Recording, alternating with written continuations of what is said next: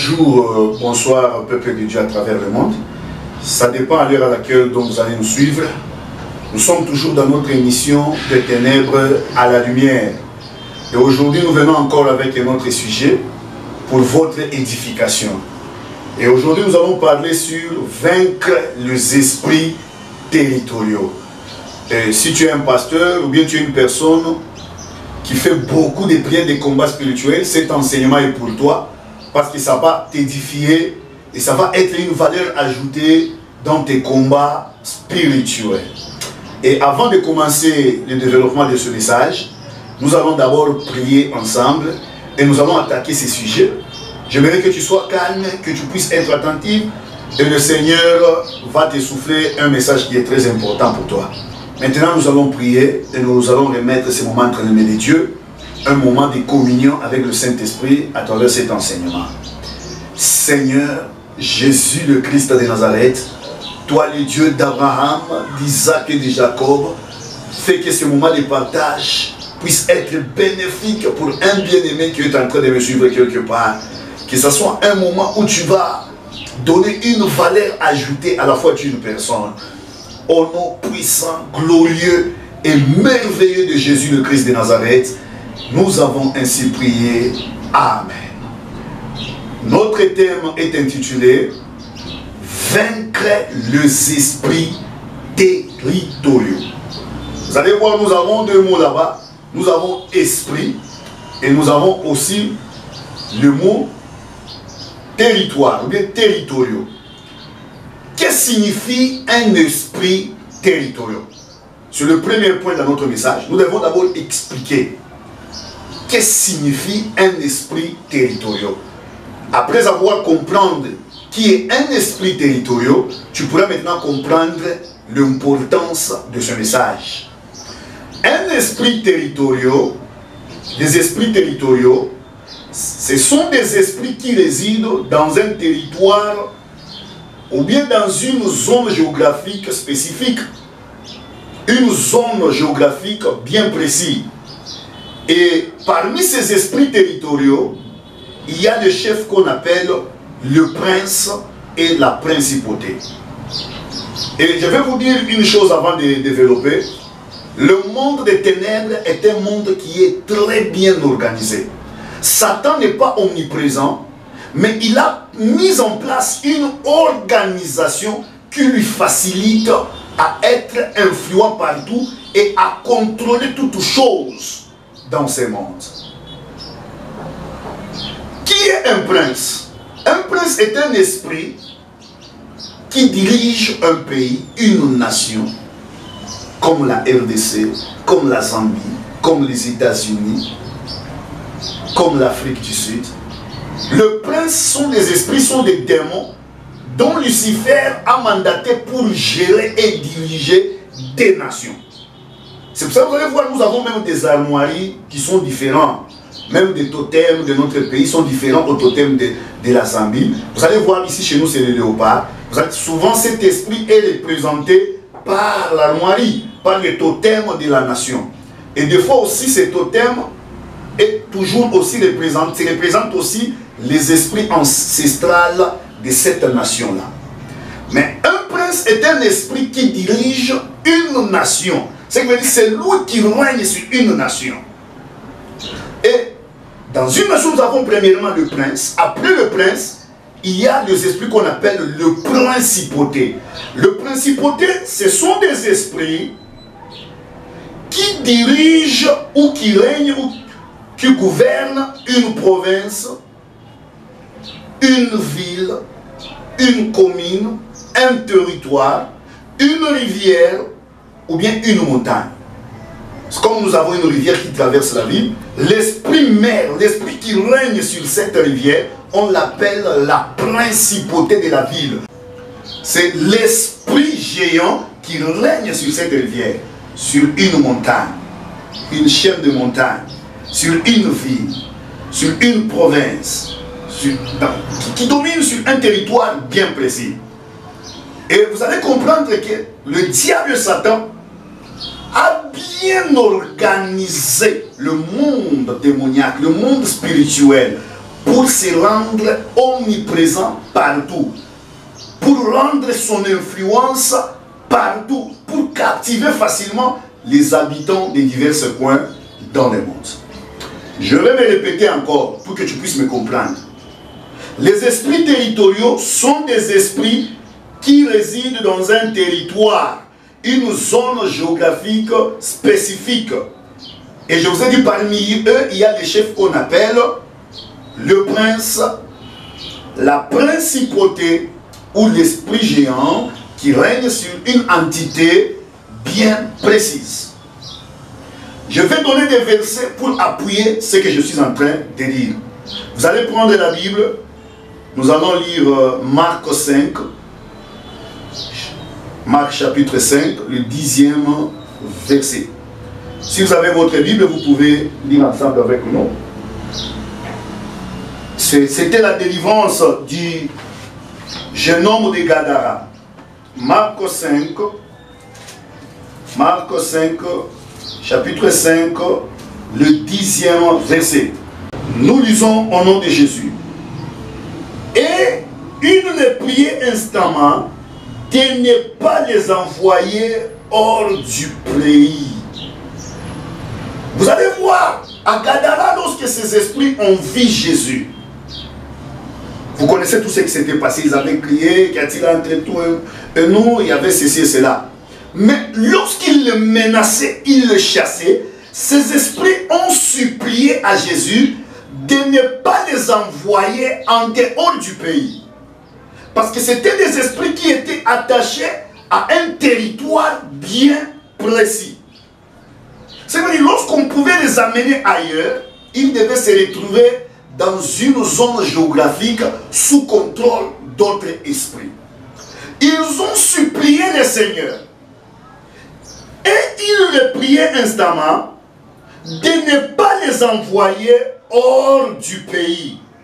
Il y avait là, vers la montagne, un grand troupeau de pourceaux qui passait. Et les démons les priaient disant, envoie-nous dans ces pourceaux, afin que nous entrions en eux. Les esprits ont préféré posséder les pourceaux de porc, de posséder les pourceaux, mais ne pas être chassés en dehors du territoire, en dehors du pays de Gadara. C'est-à-dire, c'était des esprits qui étaient attachés. Et c'était des esprits qui demeuraient bien précisément dans l'espace de Gadara. C'était des esprits territoriaux. Les esprits territoriaux sont des esprits que nous pouvons retrouver seulement dans une zone géographique bien précise. Nous pouvons prendre encore l'histoire de Daniel. Vous pouvez prendre le livre de Daniel, Daniel chapitre 10, le 13e verset. Là, c'était Daniel lorsqu'il avait jeûné pendant 21 jours. Et lorsqu'il priait, allons dans Daniel 13, 10, vous avez écouté ce qui s'était passé. Le chef du royaume des Perses m'a résisté 21 jours. Mais voici Michael, l'un des principaux chefs, est venu à mon secours et je suis demeuré là auprès du roi des Perses. Dans d'autres versions, on parle de le prince du royaume des Perses. Mais dans ma version ici, Louis II, on parle du chef des royaumes des Perses. C'était un esprit territorial. Ce qui veut dire qu'il était attaché à un territoire bien précis, à un pays bien précis. Dans d'autres versions, on appelle le prince des royaumes des Perses. Mais dans ma version, on dit le chef du royaume de Perse. Ça veut dire un esprit territorial est un esprit qui réside sur un territoire bien précis. C'est pour cela, en développant, vous allez comprendre une chose. Nous pouvons prendre encore un verset pour appuyer cela. Si vous avez votre Bible à côté, vous pouvez prendre Marc 3, 27. Je suis en train d'abord d'expliquer, de justifier ça. géographiquement parlant. Écoute ce que la Bible dit. Personne ne peut entrer dans la maison d'un homme fort et piller ses biens sans avoir auparavant lié cet homme fort. Alors, il le pillera. Là, c'est Jésus qui dit, tu ne peux jamais entrer dans une maison sans d'abord au préalable avoir lié l'homme fort de la maison. C'est-à-dire sans avoir d'abord au préalable avoir l'autorité sur l'esprit, sur l'homme fort qui règne dans cette maison. C'est la même chose spirituellement. C'est ce qui fait la différence. Tu vois, il y a des gens qui réussissent dans tel pays et ils échouent dans l'autre pays. C'est aussi ce qui, vous allez vous remarquer, d'autres personnes, ils réussissent dans telle ville, mais dans l'autre ville, ils ne réussissent pas. Ce qui veut dire, chaque espace, chaque territoire a toujours un esprit supérieur, des entités spirituelles qui règnent ou bien qui gouvernent spirituellement cet endroit. Vous allez voir comme ici, chez nous, les premiers habitants de cet endroit-là, nos ancêtres, ils étaient les premières personnes à pactiser avec les entités territoriaux qui régnaient sur le territoire où nous sommes en train de vivre. C'est là où vous allez remarquer, si vous visitez un village, il y a des coutumes et des traditions qui sont différentes d'un autre village ou bien d'un autre endroit. Pourquoi? Chaque entité a sa façon de travailler. Chaque entité a son mode opératoire. Je t'ai dit, il y a des endroits où vous allez remarquer des gens ne prospèrent pas. Il y a des endroits où vous allez remarquer qu'il y a des maladies qui se développent beaucoup. Mais cette maladie n'est pas développée dans un autre coin. Seulement dans ce coin-là. Souvent, c'est les caractéristiques de ces esprits qui opèrent dans cet endroit. Les scientifiques peuvent expliquer ça autrement. Ils peuvent nous parler du climat, ou dans les zones tropicales il y a ça, dans les zones équatoriales il y a ça, en Europe il y a ça, en Afrique il y a ça. Mais derrière tout ça, il y a des entités qu'on appelle les esprits territoriaux. Chaque entité a sa façon et son mode opératoire dans une zone bien précise d'un coin quelque part dans le monde. C'est pour cela que je vais parler sur le mode opératoire. Qu'est-ce que le mode opératoire? Le mode opératoire est l'ensemble des stratégies que l'esprit utilise dans les territoires bien précis pour garder la ville et ses habitants sous l'emprise du diable ou sous l'influence du monde des ténèbres. Chaque entité, chaque groupe des esprits territoriaux placés quelque part par lui-même le prince de l'air Lucifer ont une mission bien spécifique dans cette zone-là. Et lorsque je parle du mode opératoire, c'est la façon dont ces esprits opèrent pour maintenir ces peuples sous l'influence du monde des ténèbres. C'est là où vous allez remarquer, il y a des zones où il y a l'impudicité plus que d'autres zones. Il y a des zones où il y a l'ivrognerie plus que d'autres zones. Il y a des zones où il y a le tribalisme plus que d'autres zones. C'est l'influence souvent de ces esprits. Ces esprits influencent même le caractère, les comportements des habitants de ces territoires. Je vais prendre l'exemple d'ici à Lubumbashi, dans la province du Katanga, où je suis en train d'évoluer avec mon ministère. Les esprits territoriaux de cette province, ce sont des esprits qui amènent l'influence tribale. Parce que ce sont des esprits qui ne tolèrent pas facilement les gens venant d'ailleurs.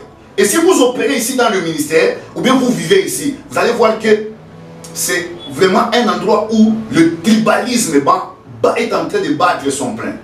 C'est l'influence de ces esprits. Il y a cette manifestation de tribalisme. Parce que ces esprits-là ne tolèrent pas les gens venant d'ailleurs. Parce que les gens venant d'ailleurs, ils viennent avec d'autres cultures, ils sont possédés d'autres esprits, ils amènent un vent contraire à eux. Et c'est ce qui crée la différence. Vous allez remarquer, beaucoup de zones côtières, les filles ont tendance à être trop belles, être trop impudiques, avoir des formations. C'est l'influence souvent de ces esprits. J'ai vécu ça à Cape Town. J'ai toujours dit pas l'impudicité. Mais l'impudicité que j'ai vue à Cape Town, je n'ai jamais vue ailleurs. Il y a des quartiers où vous vous levez le matin comme ça, vous voyez des condoms dans les coins des avenues, avec des liquides à l'intérieur. Ceux qui sont à Cape Town, ils savent ce que je suis en train de dire. Si vous êtes à Sotriva, vous êtes à Goodwood, vous êtes à Stockwood, vous êtes à Brooklyn, donc vous êtes à Pérou, à Belleville. Une impudicité terrible. Parce que Cape Town est situé entre deux océans. Il y a deux océans qui se croisent à Cape Town. L'océan Indien vient, l'océan Atlantique vient, et les deux océans se croisent. Vous allez voir que même la couleur de ces eaux se diffère. L'autre est d'une couleur verte, l'autre est de la couleur bleue. Vous voyez, il y a une différence. Lorsque ces esprits se croisent, il y a une forte influence des esprits des eaux. Il y a une impudicité à outrance. Le sexe, c'est rien en Afrique du Sud. C'est rien. Vous sentez que c'est l'influence de ces esprits sur les habitants de ces coins. Vous allez remarquer aussi que l'homme sud-africain est beaucoup attaché aux coutumes. C'est l'influence de ces esprits-là. Il ne peut jamais faire une année sans aller voir un sangoma. Chaque fin du mois, chaque fin de l'année, ils doivent consulter les devins. Donc il y a des caractéristiques, lorsque vous, même quand vous Zambie, on me découvre facilement que je suis un Congolais. Je me pose la question, vous me découvrez comment? Ils me disent d'abord ta façon de marcher, ta façon de parler. Ils disent les Congolais ont tendance à être comme des stars. Et on dirait tous ce sont des musiciens. Ils disent lorsque tu marches, c'est comme si tu es en train de gonfler. Mais moi, je ne me remarque pas. Donc, l'influence de l'endroit où j'ai vécu et le comportement des gens est influencé par les esprits territoriaux. Ces esprits influencent pour faire les règnes de ténèbres, pour que Satan puisse gouverner totalement le peuple. Et c'est parti jusqu'au niveau des continents. Chaque continent, il y a un esprit supérieur qui règne sur le continent. L'Afrique, le léopard, le lion, c'est l'image du dragon de l'Afrique. Vous allez en Amérique, c'est l'aigle. Vous allez en Europe, vous allez trouver, c'est l'ours. De chaque continent, le diable a placé un esprit supérieur. Et des États subdivisés, il y a des princes qui règnent sur ces États. Et à l'intérieur des États, il y a aussi des provinces. Il y a maintenant des principautés qui règnent sur les provinces, sur les villes. C'est les esprits que j'appelle les esprits géants de la vie. Même dans la délivrance, j'ai remarqué ça. Lorsque vous délivrez une personne, premièrement, vous devez connaître quelle est l'entité qui possède la personne. Et après avoir connaître l'entité qui possède la personne, vous devez maintenant identifier quel est l'esprit géant, l'esprit qui domine sur les autres esprits. Et vous allez voir que la délivrance va s'effectuer facilement. J'évolue. Nous allons prendre la conquête de Josué pour que vous puissiez comprendre un peu maintenant en profondeur. Écoutez ce que Dieu est en train de dire à Josué. Dans Josué 1:3. Vous allez découvrir une chose là-bas par la lecture. Les enfants d'Israël, ils avaient Dieu. Et Dieu lui-même qui avait donné le plan de la conquête. Mais malgré ça, écoute ce que Dieu dit. Tout lieu que foulera la plante de votre pied, je vous le donne comme je l'ai dit à Moïse. Tout lieu, c'est que veut dire tout endroit où Josué devait mettre ses pieds. Il lui donne ça déjà en possession. Il lui donne l'autorité sur la terre où Josué mettra le pied. Parce que Dieu savait qu'il y avait des entités, qu'il y avait des esprits territoriaux qui occupaient cet endroit. Il dit la première chose à Josué. Partout tu mettras le plan de tes pieds. Le plan de tes pieds, je te donnerai déjà cet endroit.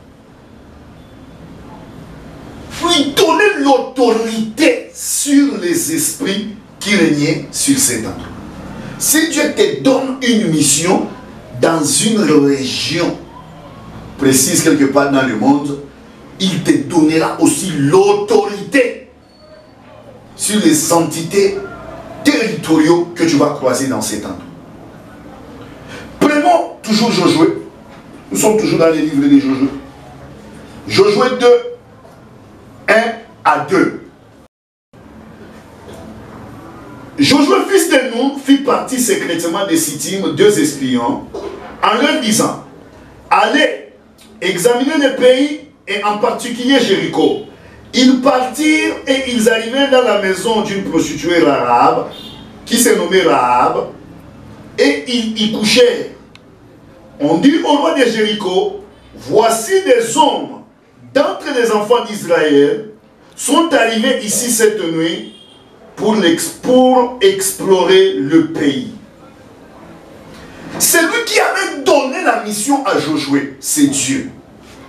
Il lui a dit même dans Josué 1:3, il lui a dit, tout lieu que foulera le plante de ton pied, je te donnerai déjà ça en possession. Mais ici, à ce niveau, Josué a envoyé des espions pour aller inspecter, pour aller espionner le pays de Jéricho, qui devait tomber sous la conquête des enfants d'Israël. Ça veut dire quoi? Ce n'est pas obligatoire de connaître les esprits qui règnent dans tel endroit, mais si vous avez une mission dans cet endroit, ça sera une valeur ajoutée dans ton combat. Parce que si tu connais l'entité qui règne dans cet endroit, tu connais qui est la principauté qui règne dans cette ville, tu sauras quelle est son influence sur ses habitants et tu sauras quelle sorte de message à prêcher dans cet endroit. Lorsque Dieu envoie Jonas à Ninive, il lui donne même le message qu'il devrait prêcher à Ninive. Le message que nous devons prêcher doit croiser le besoin dans les habitants de l'endroit où nous exauçons notre ministère. Un endroit où il y a l'impudicité, les gens sont dans l'occultisme, les gens sont attachés dans leurs coutumes, nous devons leur présenter la repentance, nous devons leur parler de la délivrance, nous devons montrer que Dieu peut leur délivrer de ces choses-là. Si vous allez en Afrique du Sud, vous allez remarquer que les églises des Nigériens ont beaucoup réussi dans le terrain parce qu'ils ont compris le terrain. Ils ont pris leur message croise les besoins des âmes qui sont en train de vivre dans cet endroit. Ça veut dire, Dieu t'a appelé, on ne refuse pas. Dieu t'a donné une mission. Dieu t'a donné l'autorité, t'a donné l'onction, t'a donné le pouvoir. Tu es un roi de Dieu. Mais connaître qui est l'ennemi qui est en face avec des précisions, c'est une valeur ajoutée. Parce que lorsque nous prions, j'ai remarqué même un changement dans mon ministère. Lorsque je maîtrisais l'endroit, je découvrais, j'ai compris qui est la principauté qui vient sur la ville de Lubumbashi. Dans la commune où nous avons établi notre église, quelle est la principauté, l'esprit géant de la commune où nous avons établi l'église? Parce que nous sommes dans une commune traversée par une rivière. Il y a une forte influence des esprits des eaux. Il y a une forte influence d'ivrognerie. Et l'esprit qui règne dans cet endroit, c'est un esprit de voyoucratie. C'est un esprit qui communique avec les entités de la rivière qui traverse la commune. Même le message que nous devons prêcher est en train de croiser les besoins dans les âmes qui vivent dans cet endroit. C'est une valeur ajoutée. Même quand nous faisons nos prières de délivrance, nous savons quel genre d'esprit possède majoritairement les gens qui sont en train de fréquenter l'église. Et nous sommes en face des esprits des autres. C'est pour ça que vous allez remarquer dans la ville où moi je suis, la ville de Lubumbashi, les hommes de Dieu tombent toujours dans des choses facilement. Soit c'est les femmes, l'impudicité, coucher avec des femmes d'autrui, coucher avec des filles de l'église. Et vous allez remarquer aussi, deuxièmement, on leur captive facilement par la cupidité. Parce que les esprits qui procurent, qui donnent aussi la richesse. Il y a des zones où tu ne peux pas évoluer si tu coopères avec les esprits des autres. Mais si tu es un serviteur que Dieu a mandaté là-bas, tu dois prendre l'autorité sur ces esprits, le renverser pour que le ministère puisse prospérer. Nous allons prendre un exemple toujours. Nous sommes toujours dans Josué. Josué 6, 25. Vous allez voir, il y a quelque chose que Dieu est en train de faire. Non, c'est Juge 6, 25. Pas Josué, Juge 6, 25. Lorsque Dieu a suscité Gédéon pour délivrer son peuple, avant d'aller délivrer le peuple, il devait d'abord renverser l'autel de Baal qui était érigé dans le pays. Ce qui veut dire que le peuple était sous l'emprise de cette divinité, de cet esprit. Lorsque tu vas prêcher un endroit, ne crois pas que tu es en face seulement des sorciers d'abord. C'est pour cela que Paul nous dit, nous luttons contre les dominations, nous luttons contre les autorités, contre le prince. Si nous prenons Juge 6, 25, l'histoire de Gédéon, vous allez comprendre une chose là-bas. Avant d'abord de délivrer le peuple, Gédéon devait d'abord détruire l'autel de Baal. Parce que l'autel de Baal était dressé dans la ville. Et tout le monde voyait. Ce qui veut dire que le peuple était dominé, oppressé spirituellement par la divinité qu'on appelle Baal. Si Dieu vous donne une mission spirituelle, quelque part, dans un territoire bien précis, avant de délivrer ce peuple, vous devez d'abord avoir l'autorité sur l'esprit qui règne sur cet endroit. Nous allons prendre d'abord Juge 6, 25. Vous allez voir cette histoire. Dans la même, l'Éternel dit à Gédéon, prends le jeune taureau de ton père et un second taureau de 7 ans. Renverse l'autel de Baal qui est à ton père et abat le pied sacré qui est dessus. Vous voyez l'histoire de Gédéon. Avant de libérer d'abord le peuple, il a d'abord attaqué le Baal. C'est que il devait d'abord affaiblir spirituellement l'esprit qui donnait la force à l'oppresseur. C'est la même chose avec nous. Tu es en mission spirituelle quelque part. Tu dois d'abord prendre l'autorité sur l'esprit qui règne sur l'endroit. C'est pour cela, même dans l'armée, pour un général qui a été bien formé, lorsqu'il est appelé à mener une mission quelque part, il doit d'abord étudier géographiquement l'endroit. Il doit d'abord avoir la cartographie de l'endroit pour savoir quel genre d'équipement il aura besoin. Il aura besoin de chars, il aura besoin de quoi? C'est une zone montagneuse, c'est une zone qui a des rivières. Un vrai général doit aussi avoir une connaissance assez suffisante dans la géographie. Il doit connaître comment est-ce que le terrain est. Ils auront besoin de quoi? S'il y a des rivières, ils vont traverser comment? Avec le troupe. C'est la même chose avec nous spirituellement. Avant de mener une mission spirituelle, quelque part, nous devons d'abord aussi chercher à avoir la cartographie spirituelle de l'endroit où nous devons effectuer notre mission. C'est ce que Gédéon a fait. Il s'est attaqué d'abord à l'autel de Baal qui était dressé dans la ville. C'est comme dans ma ville, là où je suis aujourd'hui, là où je suis en train d'exercer mon ministère, j'ai la cartographie spirituelle de la ville. Je connais quel genre des esprits qui règnent, qui dominent la ville. Je connais la principauté qui dirige cette ville ou de cette proviennent des eaux, proviennent des montagnes ou bien proviennent des forêts. J'ai la connaissance, je connais où il est. Si vous entrez directement même dans la ville de Lubumbashi, vous allez voir, il y a ce qu'on appelle, il y a une fontaine au niveau de la poste là, de la ville. Vous allez voir, il y a une fontaine là où on a dressé des statues de sirènes. Vous allez voir d'abord, il y a des statues d'un ancien homme politique de la province du Katanga et de la République démocratique du Congo, Moïse Tshombe. Il y a un statut où il est en train d'élever comme ça ses deux. Et vous allez voir là devant, on a planté une fontaine où il y a des sirènes et où il y a des hommes serpents, où il y a des tritons. Et lui, lorsqu'il montre le main comme ça, spirituellement, c'est déjà un message codé. C'est comme s'il montre les chemins pour vivre dans cette ville. C'est comme s'il montre directement les esprits qui dirigent et qui règnent sur cette ville. Et j'ai remarqué même beaucoup de pasteurs, des églises, des commerçants, beaucoup de gens pour évoluer partissent toujours avec le monde des autres. Des gens travaillent beaucoup avec les esprits dans cette ville parce que la principauté ou l'esprit géant qui dirige la ville est un esprit des autres.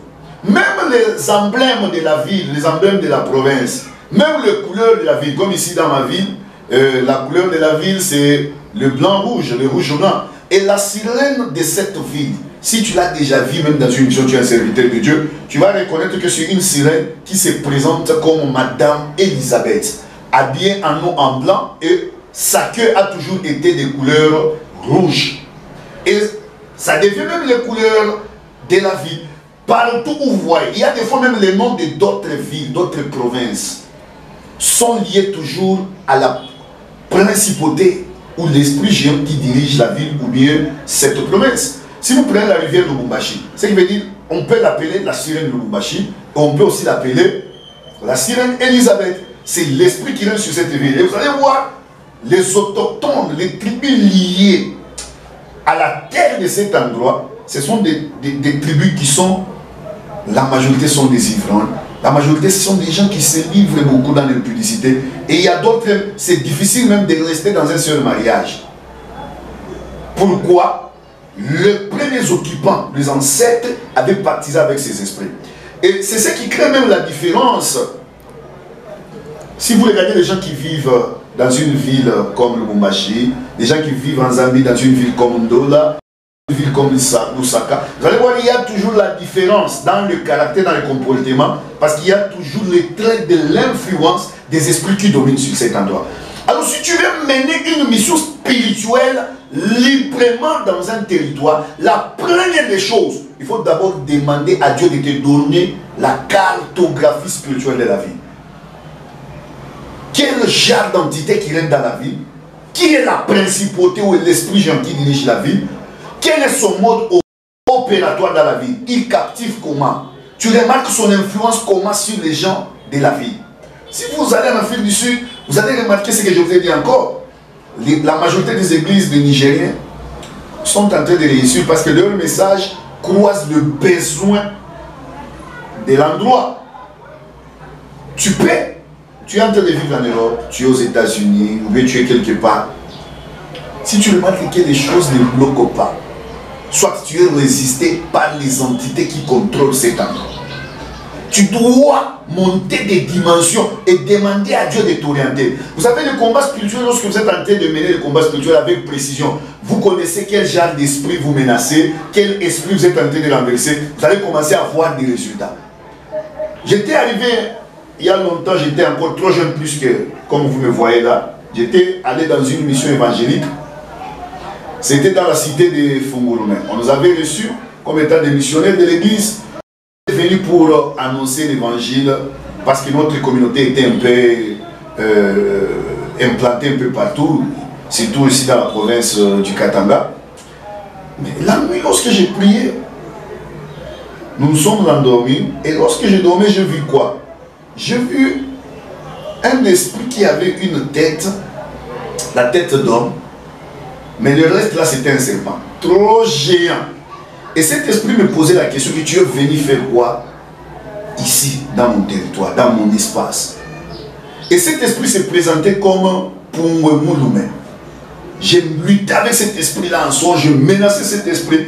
Et lorsque je me suis réveillé, j'ai demandé au pasteur, j'ai dit, qui est un Pungwemulume dans cette ville? Il m'a dit, comment est-ce que tu as connu ce nom? J'ai dit, écoute ce que j'ai vu, ce que j'ai vu, ce que j'ai vu. Et il m'a dit, c'est l'esprit qui règne dans la cité de Fungurumé. C'est l'esprit qui domine dans cette ville. C'est la principauté qui règne. Il y a une chaîne de montagne qu'on appelle Fungurumé, une chaîne de montagne là. Il dit, c'est là où réside cet esprit. Donc, ta mission, comme c'était une mission de venir faire des délivrances, annoncer la parole, cet esprit a senti déjà une menace et il est venu directement contre-attaquer. Tu te retrouves en Europe, aux États-Unis, tu es bloqué, ton ministère n'avance pas, ta vie n'avance pas, tu as beaucoup prié, tu es passé par des délivrances. Essaye d'abord de faire ce que je suis en train de te dire. Demande à Dieu de te donner la cartographie spirituelle d'abord de l'endroit où tu habites et cherche à avoir l'autorité, à dominer sur cet esprit pour que l'influence de cet esprit ne puisse pas avoir des effets dans ta vie ou dans ton ministère.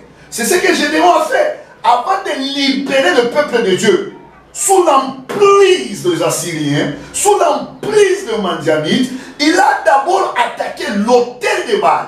Parce que c'est le spirituel qui dirige le physique.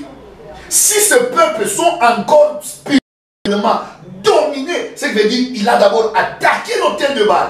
Il a détruit l'autel de Baal. Et après avoir détruit l'autel de Baal, il a eu maintenant la force. Et le chemin était devenu maintenant libre pour délivrer le peuple de Dieu.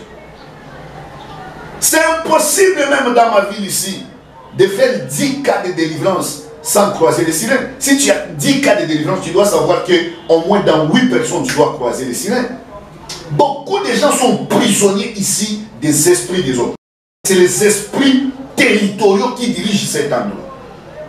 Les gens tombent facilement dans l'impudicité. Il y a une impudicité vraiment sans précédent. Il y a l'ivrognerie, tu ne peux même pas comprendre.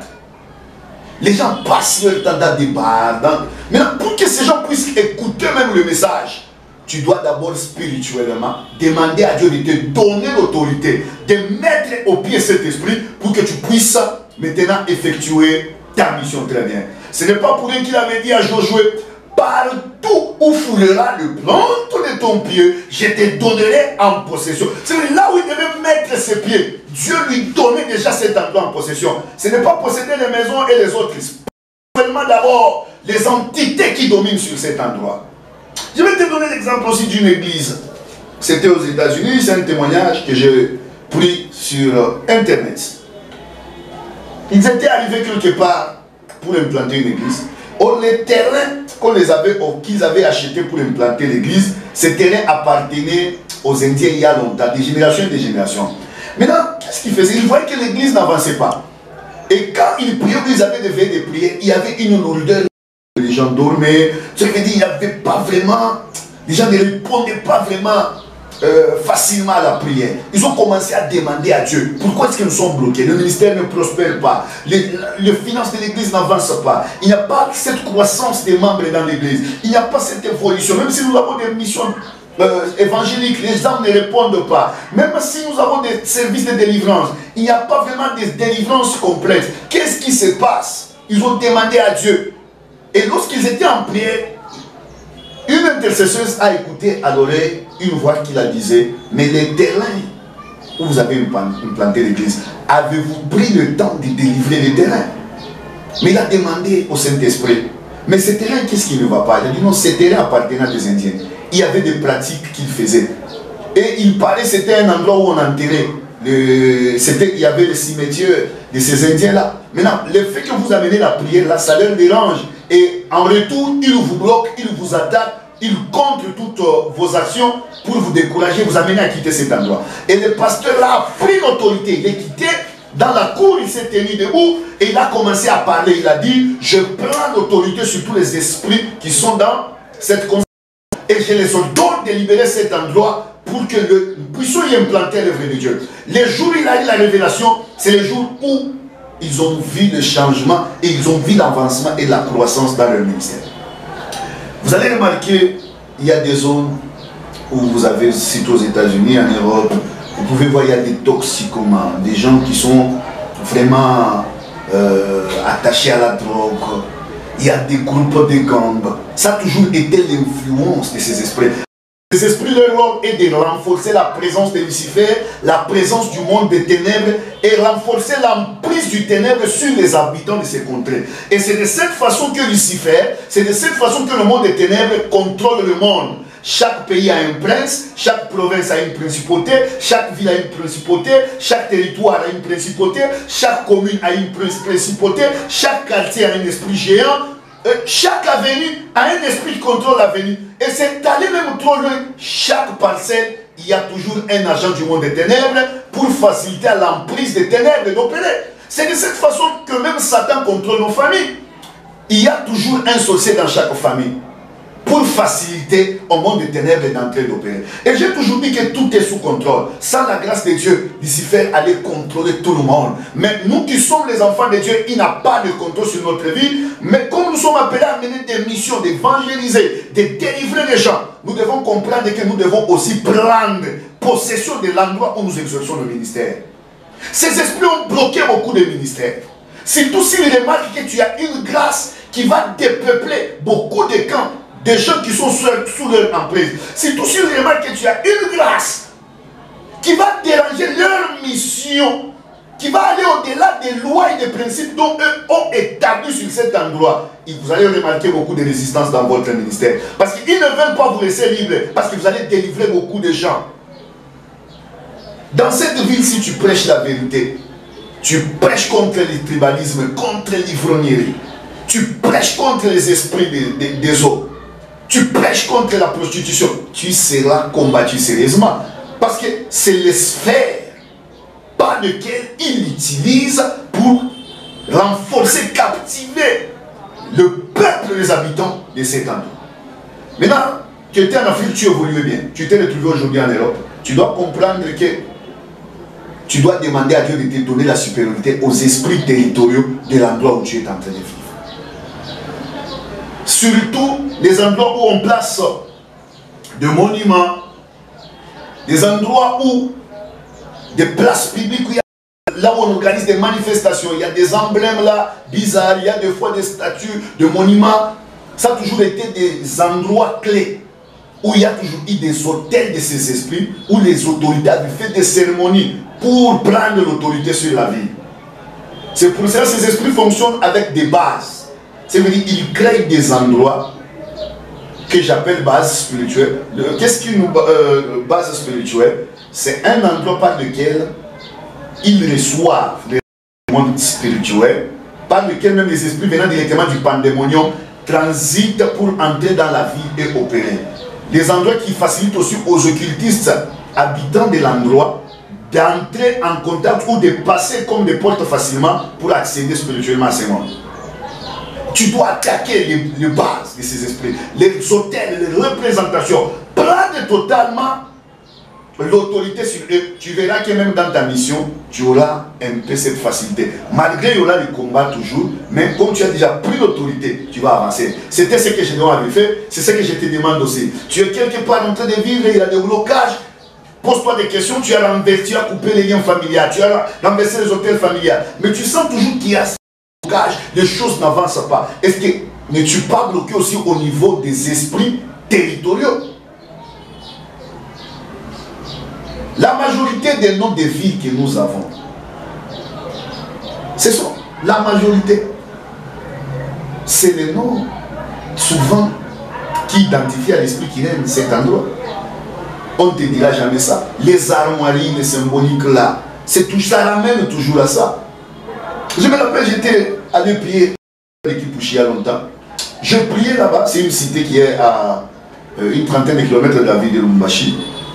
Et lorsqu'on priait, je voyais les gens qui avançaient. Et au milieu de ces gens, il y avait aussi des albinos. Et ils étaient en bas, ils étaient en vert. C'est la couleur verte.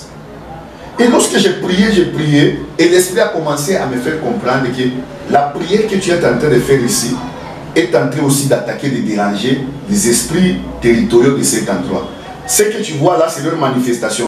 Là, c'est quelle couleur? Tu dis, hey, la couleur verte là, ça a toujours été, le vert blanc, ça a toujours été la couleur des Kipouchi.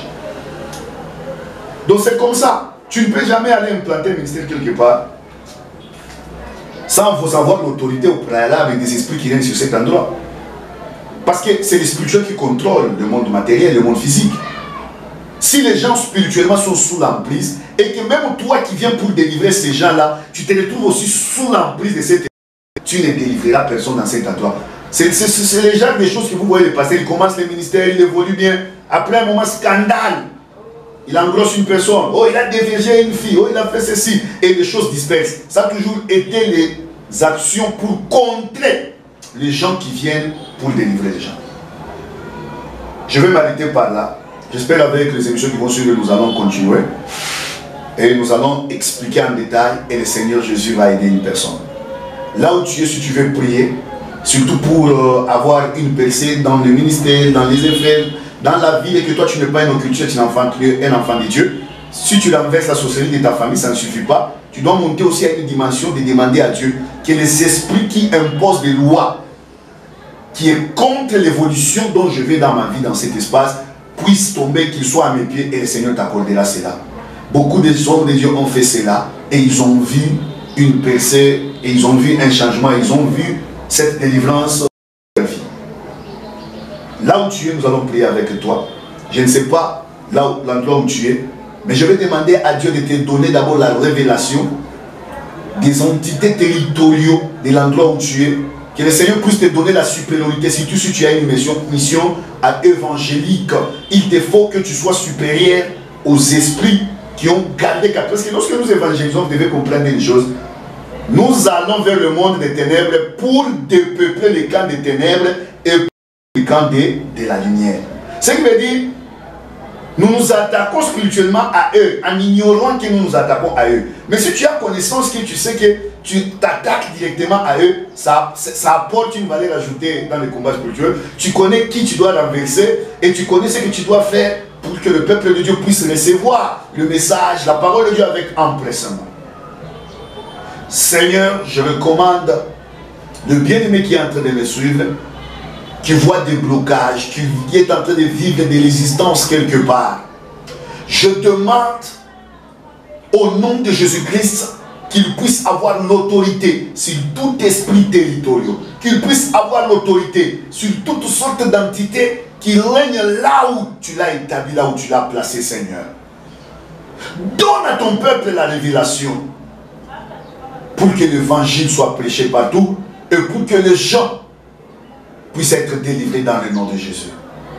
Que ta grâce soit manifeste et que cet enseignement puisse apporter un plus. Au nom de Jésus de Nazareth, nous avons ici prié. Amen.